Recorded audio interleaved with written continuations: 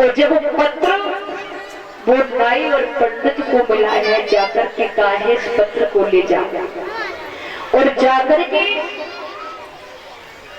ये महाराज बसदेव जी को ये पत्र दे देना। जाकर के चले हैं, वो पत्र बसदेव जी को मिला है, तो बसदेव जी ने कहा है कि हमें ये रिश्ता स्वीकार है। वहां से लौट आते महाराज एक बात बता दें परीक्षित जी, जब हम बिटिया का रिश्ता लेकर के जाते हैं किसी गांव में, तो महाराज सबसे पहले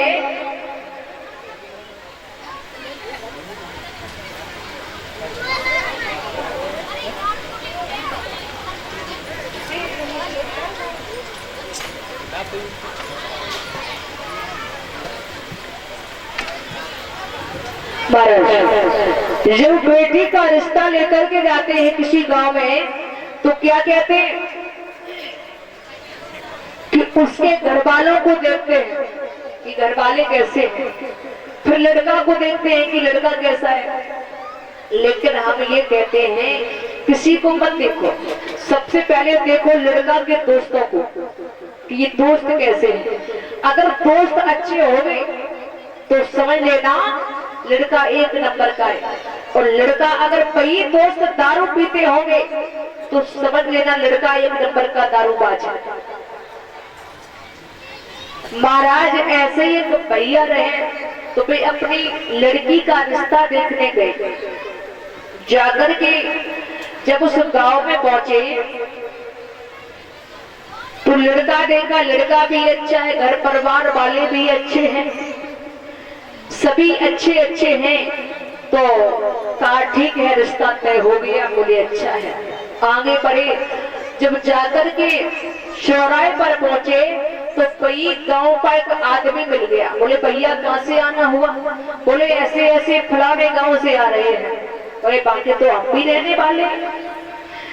जब ये कह देते हैं कोई भी कि बाकी हम भी रहने वाले हैं, तो हम लोग क्या कहते हैं कि भाई तुम्हें कुछ और जानकारी होगी, बताओ वो लड़का कैसा है, उसके घर परिवार वाले कैसे हैं।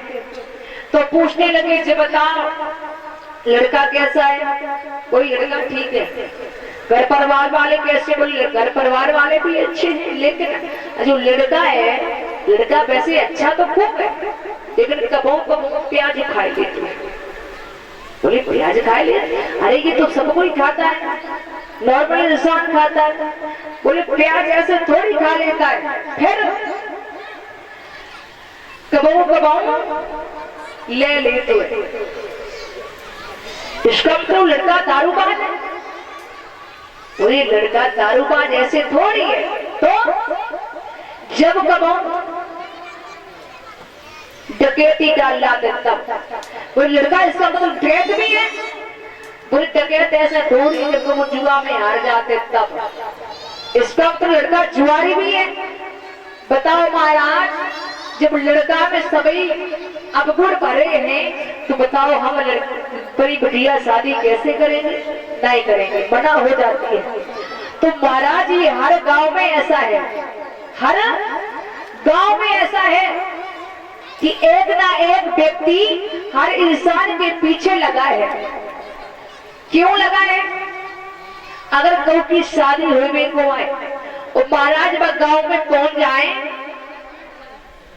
तो लोग पीछे पड़ जाते कि वो धोखे जो वो ब्याह ना हो जाए। लोग न जाने क्या क्या लगा देते हैं कि भैया तू शादी मत करिए वहां पे, वो ऐसो है, क्योंकि घर में ऐसो होते हैं। तो महाराज अपने आप शादियां चली जाती हैं। और महाराज अगर कभी ब्याह भी आए, रिश्ता भी कोई लेकर के आए, तो उतनी फेंको जितनी फेंक सको। ज्यादा फेंकोगे तो फिर गड़बड़ हो जाएगी। क्यों? एक भैया की शादी रहे तो शादी वाले आए, लेकिन तक पहले उनके घर ना आए था, न कोई गाड़ियां थी। तो एक गांव के सेठ जी से कहा ऐसा करो, अपना ये मकान मुझे दे दो, तुम्हारे तो कई मकान बने हैं और हमारा विवाह होने वाला है, एक रिश्ता आ रहा है, तो ऐसा करो कि अपने ये मकान या गाड़ियां मुझे दे दो। बोले ठीक है। तो महाराज जब लड़की वाले आए तो लड़की वाले जब आए तो लड़का को बैठा लिया। बोले ये बताओ ये मकान किसका है? बोले हमारा ही है। और ऐसे न जाने कितने मकान बने हैं। चलो भाई सट जाती। बोले मकान होगी, रईस होगा। बोली गाड़ियां कितनी खड़ी हैं? अरे ये एक गाड़ी है, ऐसी न जाने कितनी गाड़ियां कहाँ चल रही होंगी। चलो भाई चलती होंगी। फिर कहा अच्छा ये कौन है? ये तुम्हारे पिताजी? बोले हाँ। अरे ऐसे न जाने कितने पिता होंगे हमारे। महाराज इतनी फेंकी उन्हें जाई पता हो गया। हम कहा कह रहे ऐसे न जाने कितने पिता होंगे। महाराज एकदम से बोला अच्छा इसका मतलब पिता उड़ रहे हैं, गाड़ियां उड़ रही हैं, मकान उड़ रहे हैं। तो लड़की वाली समझ लिया तो बना से खोपड़ी को जय जय ज्ञान आए है कि क्या कह रहा है कि न जाने कितने पिता है। तो महाराज कहा जाता है उतनी गाओ उतनी फेंको जो लोग समझ सके। अब ज्यादा फेंकोगे तो फिर गड़बड़ हो जाए। महाराज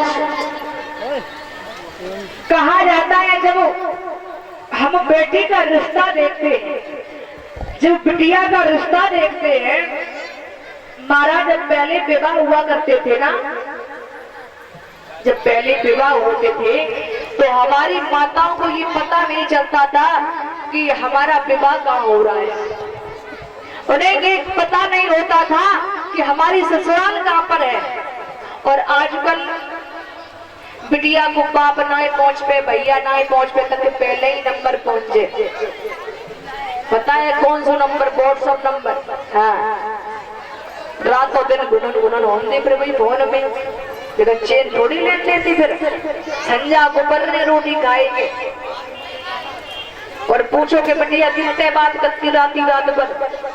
तो एक ही बात कही है अरे कोई नहीं भी बड़ी वाली चीज आते नहीं से कर रही थी बात। अब जीजा आते के पूरा जीजा ही है। तो महाराज तो दशाएं ऐसी हो रही है। पहले की माताओं को नहीं पता होता था लेकिन आजकल कोई नहीं जान पाता है, कुछ नहीं जान पाते। और महाराज कहा जाता है एक बात और बता दे, जब विवाह होते हैं तो लड़का वाले दहेज मांगते हैं। और जब दहेज मांगते हैं कहते हैं मुझे 15 लाख रुपए चाहिए, मुझे 20 लाख रुपए चाहिए, मैं तब शादी करूंगा।